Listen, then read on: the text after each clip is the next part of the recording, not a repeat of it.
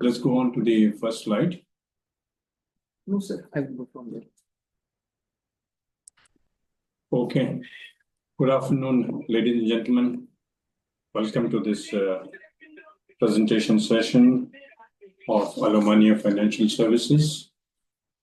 We're today going to talk about the audited financial accounts for the year ending 31st December 2024, which has already been published, printed in the news, published in newspapers, as well as available to all of you. I hope that you had time to review and go through that.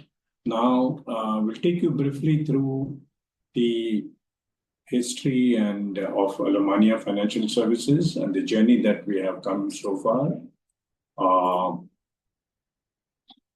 As you know, that we are a licensed institution by Central Bank of Oman under the banking law of 1974 and amended thereafter. We were established in 1997. We started with a capital of 3 million riyals, 60% of which was contributed by the founder members, and 40% was offered to public through IPO, which was oversubscribed 43 times.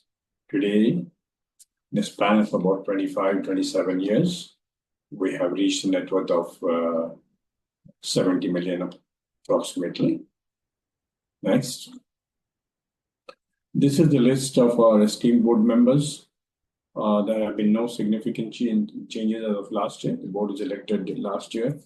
So we have some very eminent people, bankers, administrators, management experts, entrepreneurs. So they bring a whole lot of wisdom and experience in advising the management and guiding, laying down the policies and the direction, and from which we have all, we, the management, as well as the stakeholders, have immensely benefited.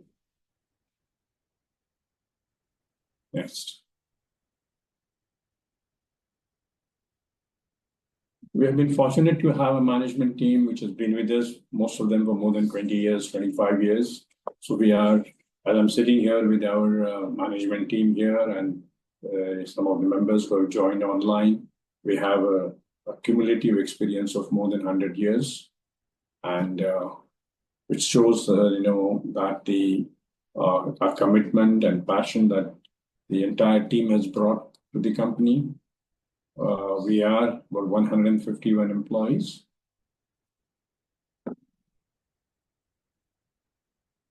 This is the management team that you are very well aware. There's been no change in the last decade or so. Next. Okay. So as far as our products are concerned, you may be well aware that we offer a range of both corporate and retail products. Is substantially focused on the corporate side of the business. Our corporate segment includes blue chip companies, large, medium, and corporate houses, family businesses, and also proprietary concerns. Our product ranges from working capital loans, loans for buying plant and machinery, commercial transport equipment. We also do a fair bit of bill discounting, debt factoring, project finance, bridge loans, construction loans for the houses and factories. So this is on the corporate side, on the asset side of the balance sheet. On the retail, basically we have what we call as the car financing business, which is on all kinds of asset loans. Also, we have a micro finance product, consumer loans, which are basically for acquisition of white and brown goods. And this has been quite popular with our customer base. On the liabilities side, we do accept fixed deposits as per the rules framed by the Central Bank of Oman, where only corporations are allowed to place deposits. Now, over the last few years, we have built a fair bit of brand. Our visibility has been very high. We've been rated as one of the popular brands. I don't know whether we have a slide here, but we have been rated as the Oman's most trusted brand in an independent survey voted by the people of Oman consequently for the last 3 years.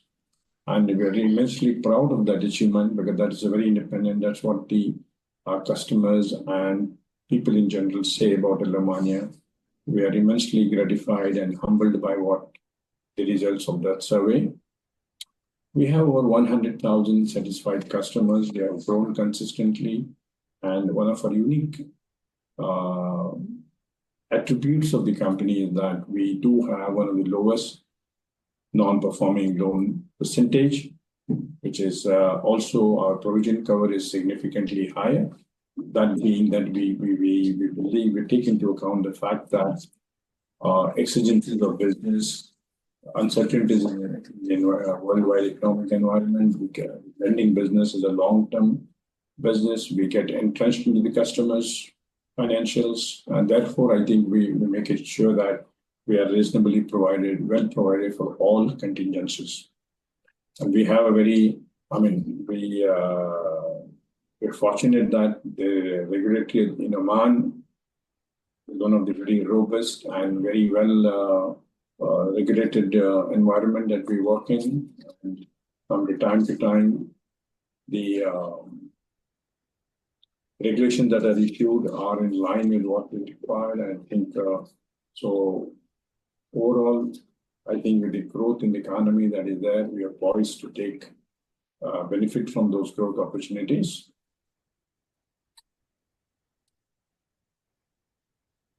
Now, we want to give you a brief history of our dividend that we paid. We have been very fortunate that since the very first year of our incorporation, when our first year ended on 31st December 1998, so from that year onwards, we have consistently paid dividend without, and we have that unique distinction of have never missed a dividend. You can see the chart here that our dividend has been there every year, and it's been a cash dividend as well as other forms. And we're very gratified that our total dividend paid since inception of the company is in excess of 500%. And here you can see on the chart that excepting for the COVID year, where the dividend was low, has always been one of the significant pays of the dividend in the country.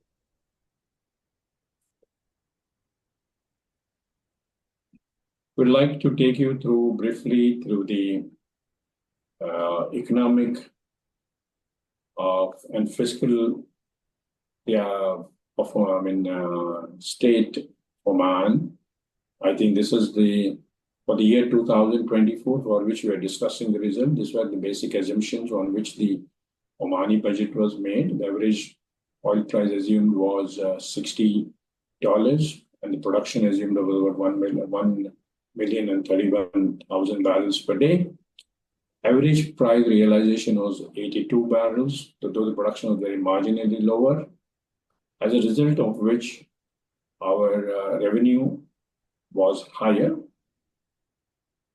And we did declare a budget surplus of 540 against a deficit projected of 640 million. We actually ended up with a surplus of 540 million, which is about 4%. And therefore, we have been fortunate that the oil prices have been very steady. Our growth has been steady. We have been consistently declaring a surplus budget for the last couple of years. The fiscal policy of the country is extremely well managed, very, very stable. The country has paid off a lot of its debt, some of it much before time, as a result of which now our fiscal deficit, our debt has reduced to about 35-38% of the GDP, whereas in the COVID years we had reached about 68%. Our rating have significantly gone up. We are there now. We are back to the investment grade almost. The outlook has been positive by most of the raters. Oman's GDP is also expected to grow by about 2.5%. That's what our expectation is, though the estimates are about 1.7% growth in 2024. However, at the current prices, we expect the GDP growth to be a little higher than 1.7%. Now, Romania public debt, as I already mentioned, has reduced to 30%, 34% of the GDP from a high of about almost 68. So I think looking at the world scenario that we went through, I think excepting for the geopolitical situation that we saw, by and large, economies have been stable. Commodity prices, after a spurt in 2020, have stabilized now, which augurs well for the Oman, where we significantly depend on the oil and gas sector. Going for 2024, I think has been a reasonably good year for the economy as a whole. I think we haven't seen any distress either on the non-performing loans or on the liquidity front. I think we have been, and also we have seen a lot of supply bottlenecks being removed. The availability of capital goods has substantially improved as compared to the previous 2 years. And therefore, we expect that going forward, should be better. Yeah. However, considering what's currently happening on the tariffs laid down by the United States all over for all the countries, I think that is going to be a bit of uncertainty there. However, Oman, we don't expect any significant impact on Oman or on Romania because the oil and gas sector, energy is exempt from the tariff, and therefore our non-oil imports are very limited. However, they fear that if this could cause recession worldwide, this could then impact the demand for goods and services, as a result of which we could also face certain challenges. But at this point in time, we seem to be quite not significantly impacted by what's been happening around. Now, we continue to be seriously dependent on the oil and gas. I think our GDP, a substantial part of the GDP still comes from the oil and gas. We are very, it's very well that in the last two, Vision 2020 and 2040, a significant emphasis has been laid down to diversify the economy away from the oil and gas. And we have got certain successes in several segments, both in the, we have moved quite heavily into tourism, then we also moving into mining, into things like hydrogen energy, where Oman is having a significant advantage. I think lots of investments have gone into that. And therefore, we believe that going forward, efforts will pay off. Here is the rating scenario. We saw a decline from A1 in 2015, then we saw a steady deterioration in our rating going back to BA3, same, and currently I think the outlook is positive, BA1, BB+.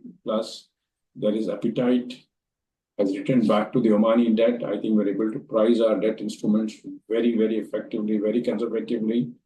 Our debt, Omani debt, sovereign debt has been very well received. The debt instruments by the financial institutions have been very well received. We have seen some of the recent bond issues launched by major commercial banks have been oversubscribed, and all have been priced at a very, very conservative pricing, which augurs well for the country. This graph is self-explanatory. We can see the debt to GDP climbing to a high in 2020, and there has been a very sharp decline thereafter, which shows a very positive way in which the debt and the fiscal health of the country is in very, very good shape.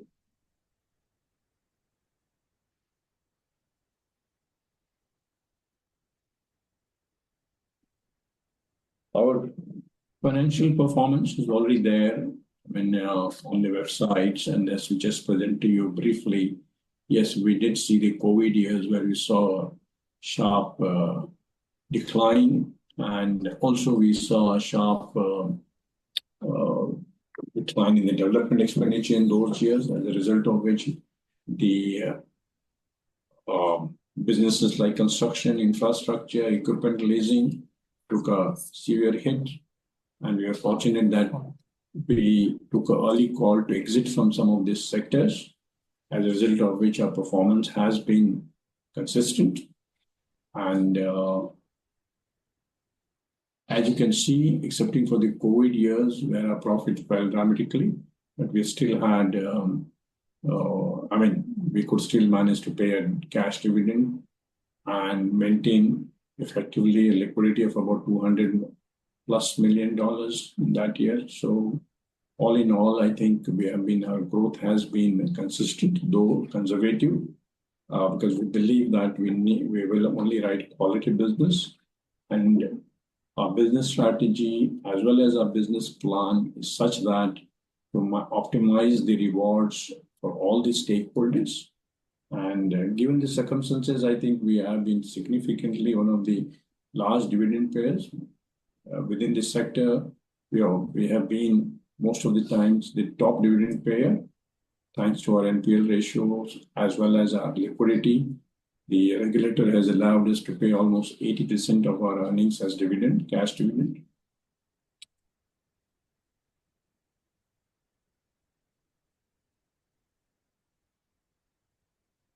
In 2024 ended on a reasonable note, though there was a marginal decline in income. That's basically because of our interest earnings fell because we lent a little more at a competitive way.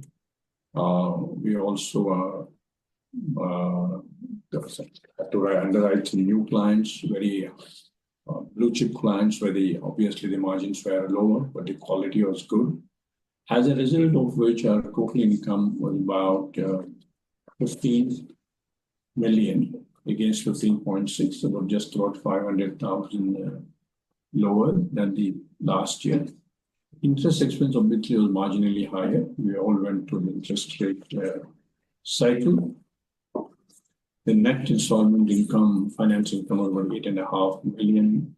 Other income was almost constant, about 1.7 million. Operating expenses are up by about 4%. We had a considerable saving on the provisions for bad and doubtful debts, which declined from 2,557,000, as a result of which our net profit before tax grew by 11.75% over last year, and income tax was marginally higher, given that our net income was higher, and therefore our net profit was 3,568,958 as compared to 3,201,312, which resulted in a growth of 11.48%.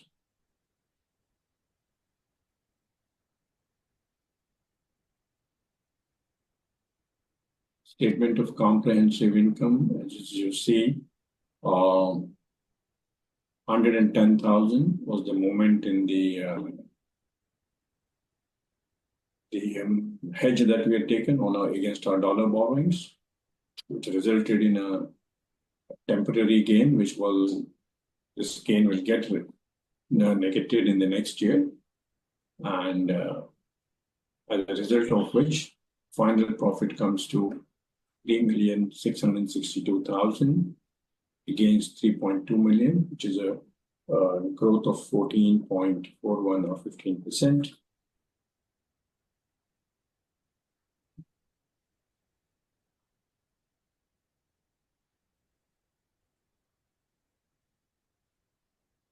Our balance sheet, as you clearly see, that we have focused on liquidity. That has been a very important consideration. It has allowed us two things. It has allowed us to borrow at a significantly low price. It has allowed us a lot of flexibility. It has allowed us the scope to launch into, acquire new clients. And therefore, I think, and it has not significantly harmed us in any way that we are not paying any price or premium to retain this liquidity within the company. And our deposit with Central Bank of Oman is constant at 250,000 hello money. This is as per the regulation as required by the Central Bank of Oman. Our loans and advances were 124 million against 127. This was a very cyclical decline because as some of the large corporates whose loans matured had paid off, then they will also avail of those facilities in the next quarter. Now, having said that, the total assets are by and large same, 220 million against 214 million in the year 2024.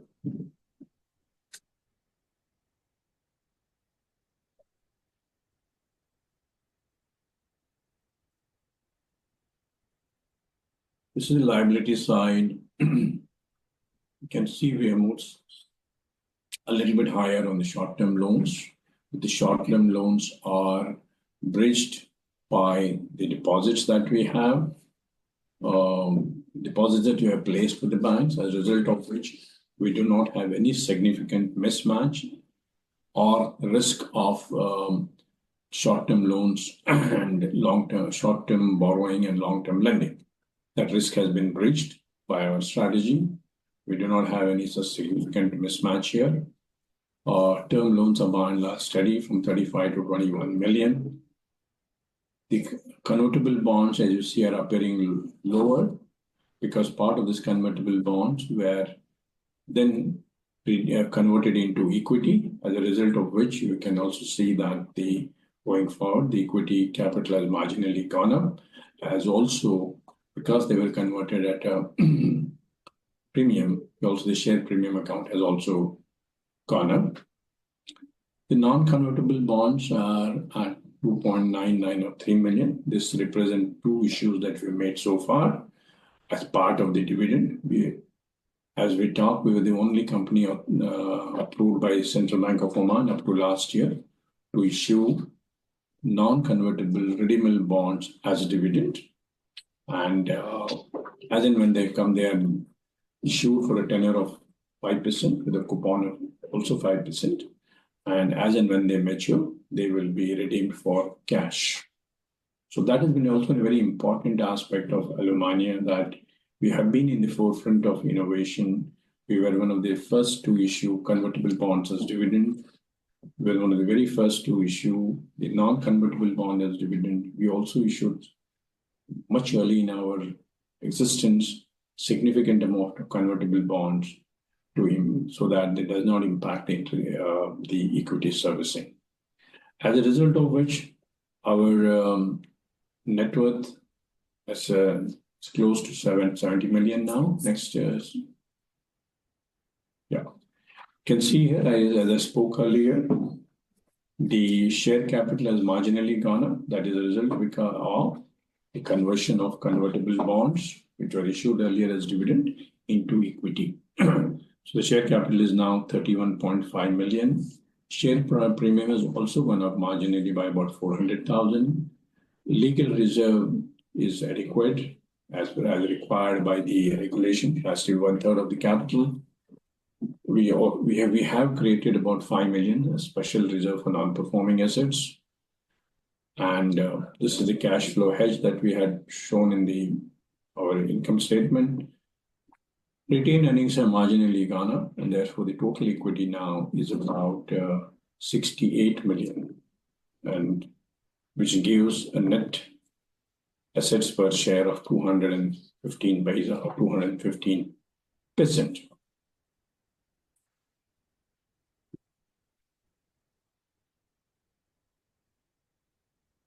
Now, this analysis is from the figures published. These are from the audited figures published by the various our peers. And non-performing loans as published by all the companies are the figures. Aluminium, 3.7 million. You have I wouldn't like to take this name, but it's very clear here. 84 million, 42 million, 17 million, and 54 million. Provision including special reserves. We have 20 million, 70, and so on. Important factor here is non-performing loans as a percentage of our total lending or assets, which is a good measure of the quality of business, a good measure of the our ability to lend significantly with low risk appetite and also manage our debt collection in a very effective manner.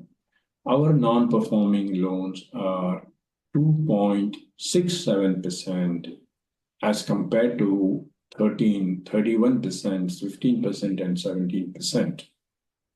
Our NPL coverage is very, very high, which means that we are able to manage any contingencies, unforeseen contingencies, economic downturns, economic impacts, whatever could be thrown at us. We have a significantly large cushion to manage.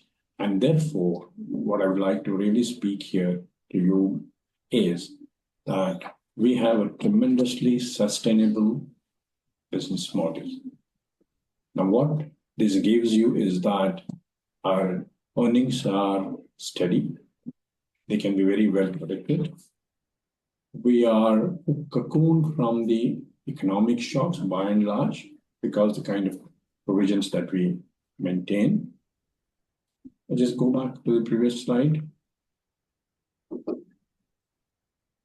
And our net NPLs are 3.3%. Now, apart from creating this sustainability, stability, predictability, what is also happens is that because of this level of provisioning, we have been very fortunate that the regulators have allowed us to pay 80% of our profit as cash dividend.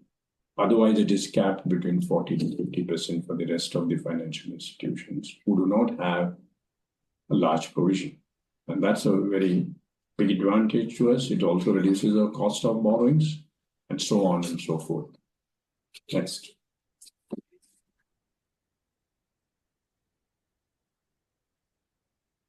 Here is a very historic going back to what we have actually done with the shareholders' resources that were interested to us. You can see we launched Alumania in 1997 with a capital of 3 million. Then we had a rights issue of shares of 2 million that was required because the minimum capital was raised by the regulator from 3 to 5. And thereafter, to fund the business growth, in 2004, we had a rights issue where the shareholders contributed 2.9 million. 2008, we had a rights issue again of 9.9 or 10 million. Then bonds, we had twice, 3 times we raised bonds. The total resources or the cash contributed by the shareholders so far, the last 28 years is 43 million. Now, the net profit earned till December by the company, till December 2024, is 87.3 million. Out of we have issued stock shares of total of 27%, cash dividend paid so far to the shareholders, 59 million, stock non-convertible bonds issued, 4.5 million, stock convertible bonds, 15 million, total dividend paid, 83.938 million. So that is a dividend payout ratio of averaging 96%, total dividend paid 505%, and the current net worth of the company share is about 212 bison. So that speaks for our consistency. We have been fortunate with the policies of the government of Oman, the business environment, and the management and staff team that we have, very forward-looking board that we have, where we also have a consistent group of shareholders. Our shareholding pattern hasn't gone through any significant change. And that is the result of all this, that today we have a record that we are really proud of.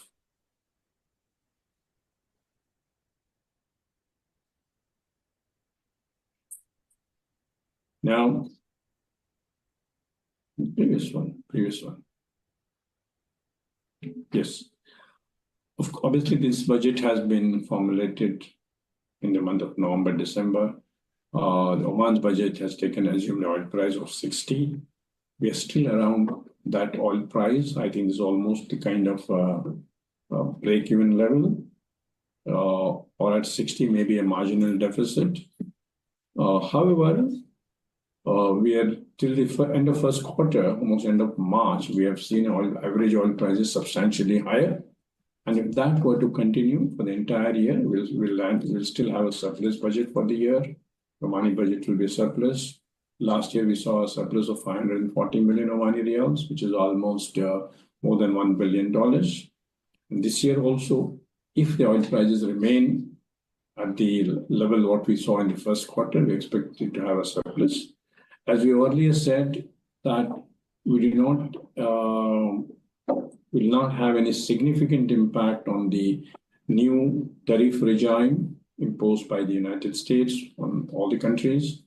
And therefore, I think anyway, the energy is exempt, and so our non-oil exports are about $450 million US, and at a 10% tariff on all the countries, it becomes a kind of a level playing field. So we really don't see any significant impact.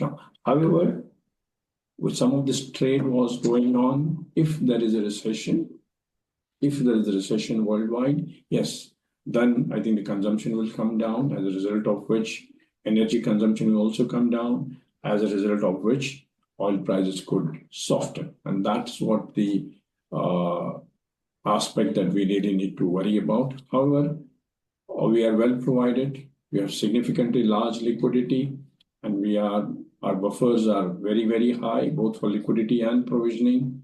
We have a very loyal, large customer base, so we will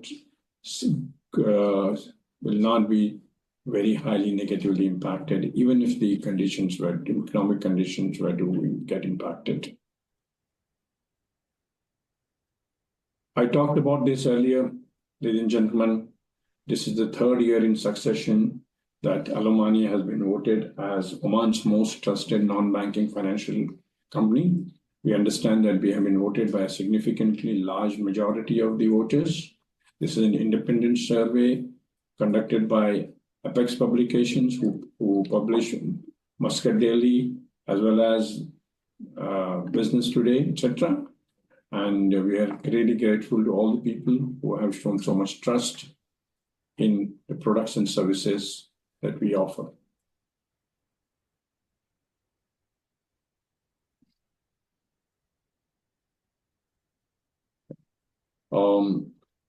Gentlemen, I think we have done a brief presentation now.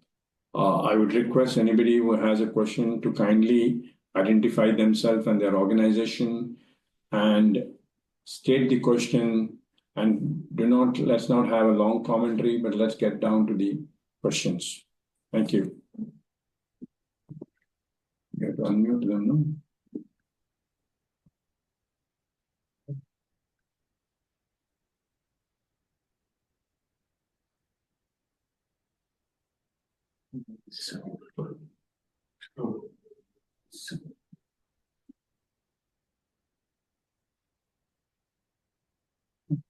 It is showing as muted, no? What? It's okay. You can, Mr. Sir. They have to ask. He's raising hand. You can talk. Go ahead. Go ahead. Anybody here who has a question? Yes, hi. Am I audible, sir? Yes. No, you're not clear. Can you be a little loud? Go Yes, ahead. Is it better now? Better now. Yes, go ahead. Okay. Okay, perfect. Thank you for the opportunity and congratulations on the great set of results.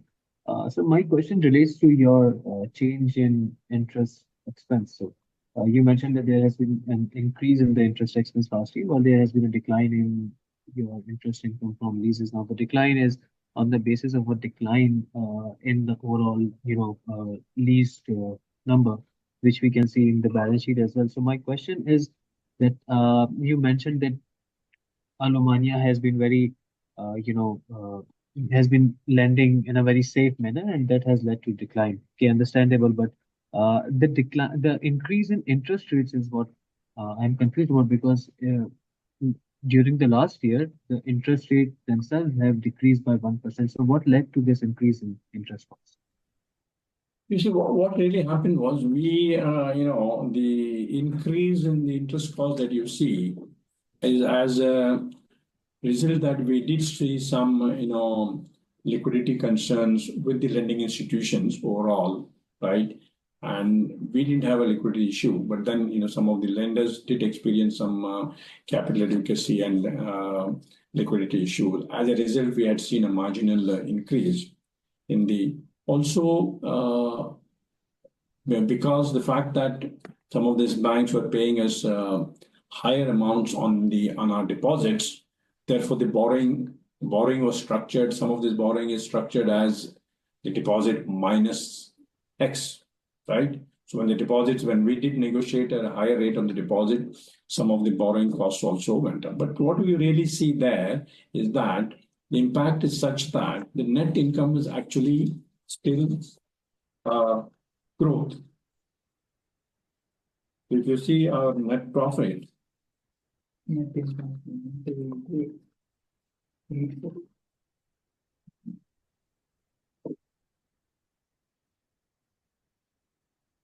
about 500,000 was the increase in the interest cost.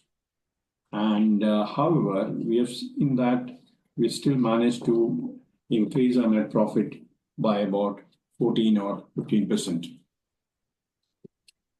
That is true, sir. But you see, on an operating level, you have your income is declining. I guess the increase in net profit can be attributed to the lower impairment expense. And so for going forward, as we expect the interest rates to either remain at the current levels of what they are, or either decrease if the situation on the international level eases.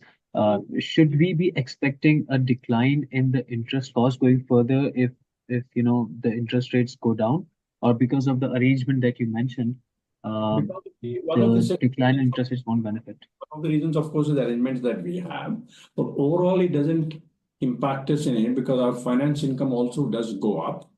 However, the point on the what you call is the provisions or the for non-performing loans or bad and doubtful debts, that is based on an IFRS model, which has to be duly approved by the regulators as well as by the auditors. So it's not, that is actually a real cost. So whenever your book improves, right, your cost comes down. So that is not something that in our control. So we have to go by the models that you have, what has been imposed, what is required, provisions have to be done, has to be done. In case in any year you need low provisions, that's simply because our lending does not warrant a provision at that point in time. Great, so perfect. That makes sense. And because of the prudent lending, we have seen that Alumania's cost of provisioning has been lower than the sector, which is good. Now, going forward, we have seen that you have a huge amount of cash balance sitting on your balance sheet, and you said that you leverage this to get good loans from the banks. Going forward, what is your outlook on the lease book growth or the loan book growth? As Alumania has been very prudent in deploying funds, how do you expect Alumania's loan book to grow in the future? See, our estimate for the 2025 is that we're expecting a growth of between 8 and 15%. Because we have, what we're doing, we're focusing a little more on the retail now, as well as on the SMEs, high-end SMEs, etc., and of course the large corporates. Now, what you have to really see here is that what is the expectation on the growth of the GDP in the country, right? The expected growth is about 2%, right? And we will remain satisfied so long we grow a little higher than the GDP, because as you see, it's easy to lend. Lending is probably one of the easiest business if you don't really are worried about that how the monies will be repaid, right? So what we call is that we like to lend a policy what we call as within the box. We like to remain within the box. Our box defines what are the credit parameters that we look for. At the end of the day, any loan goes bad, that one bad loan, you need about 100 good loans to recover that bad loan. So we will continue to be conservative, but we will not lose sight of the fact that we have to reward every single stakeholder. Our business strategy and our business plan is such a manner that we will always strive and create value for each and every of the shareholder, what we have been doing over the last 28 years. Now, for the year 2024, which we discussed, you know that we announced a dividend of 14%, which is 9% cash. If you look at the banking space, banking and non-banking space, we have consistently been the second highest dividend payers after Bank Muscat, excepting this year that we are the third. Otherwise, I mean, so what I'm saying is that this conservative policy is actually paying off. We're not going to be enamored merely by growth in the book. I showed you some of the figures on the non-performing loans, which runs into 50 million, 70 million, 18, and so on, with an NPL ratio going as high as 30, 25, 30%. So that is something, what we're saying is that our strategies are a very optimized wholesome strategy where we look at every single stakeholder. We're not going to grow at the cost of any stakeholder. What we assure you, because of the provisioning that we have, the liquidity that we have, our earnings will be consistent and sustainable. I think Mr. Kothari had some question. Go ahead, Mr. Kothari. Are you still there, Mr. Kothari?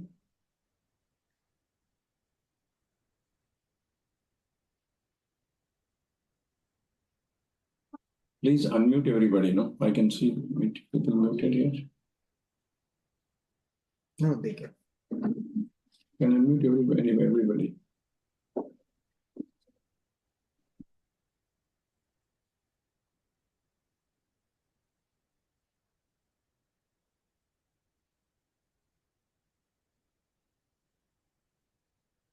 Hello. Am I audible?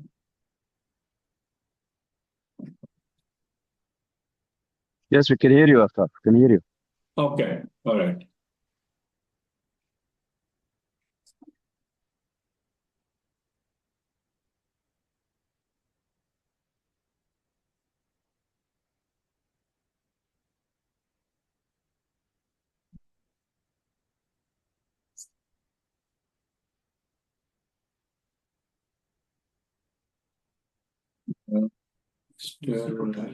Kothari is left? No. Chat message is there. Chat message? One message. Yeah, just see what is that message. Can you bring up that message? What is the loan book growth outlook?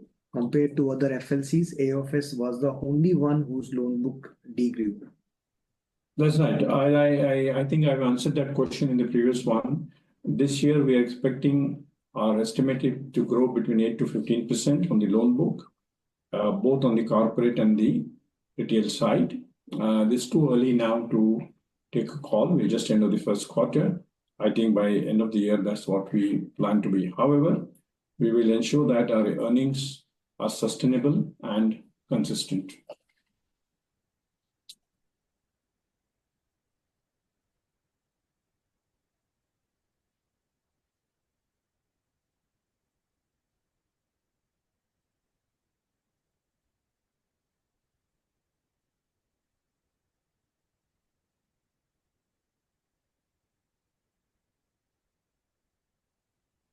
Please, if anybody has a question, just go ahead.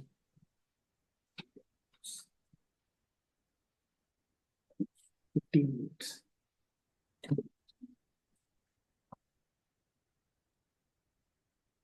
Sure.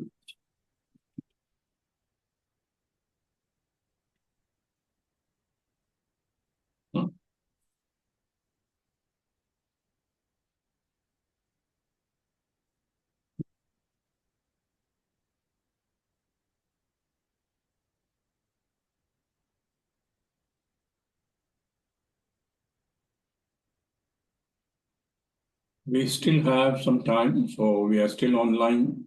Gentlemen, if any of you think of any question, please go ahead. We're happy to clarify, answer, and provide any explanation that you want.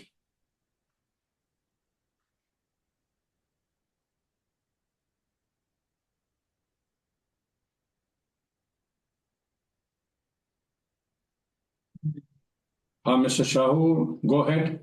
Yes, sir. I'm sorry. If there are no more questions, I'd like to ask a couple of more questions. With Sure. respect to the cash deposit that you have on your balance sheet of 85 million now, I wanted to ask, what is the nature of this deposit? Is it a short term? Is it a long term? And secondly, if we expect the interest rates to decline, how soon would this deposit be impacted versus, the loans that you gave out would be impacted in line with the decrease in interest rates? A substantial part of the deposits are structured in a manner as a long-term deposits, but we also have the ability and the right, the way it has been negotiated and structured. If required, we could recall this deposit at any point in time after, say, 3 months or 6 months is the minimum period. After that, we have the right to recall. Otherwise, the tenure could be between 1 to 4 years, right? And against this deposit, we are also allowed to borrow if need be. Having said that, in spite of this deposits and the loan book that we have, we still have a substantial banking lending facility available to us if the business growth so requires. It's not that we are completely dependent on the deposits to make any further lending. We still have unutilized facilities available to draw upon if there is need to grow. Now, in a scenario that the rates would fall, let's say the deposits rates would fall, we also will see a fall in the borrowing side. So by and large, we will be neutral to what happens on the interest rate scenario in relation to the deposits.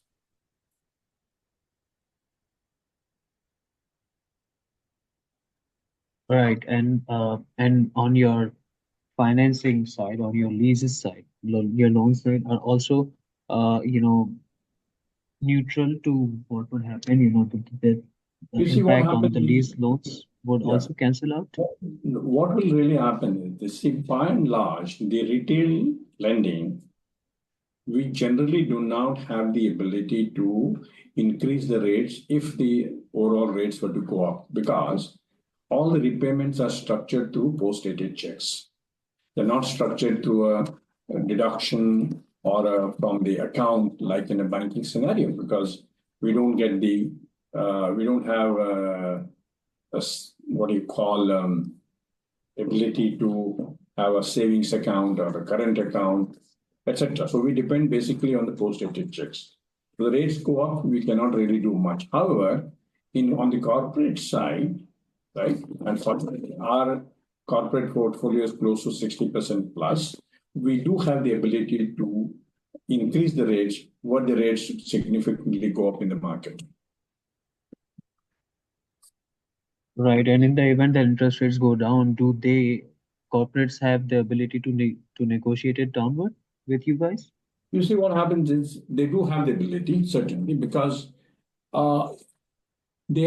any corporate will have the right to repay the loan, right? So if we are not matching the rates properly, structuring it, if there is a very substantial fall and the rates are very high, whatever the terms of the loan, such loans are, the corporate would pay you off and then you lose the corporate forever.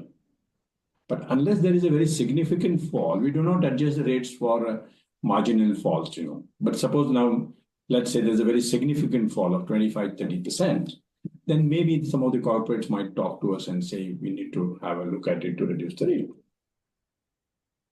And so is the case with our lenders also. I mean, if the rates fall, we do go back to the banks and the rates do get reduced.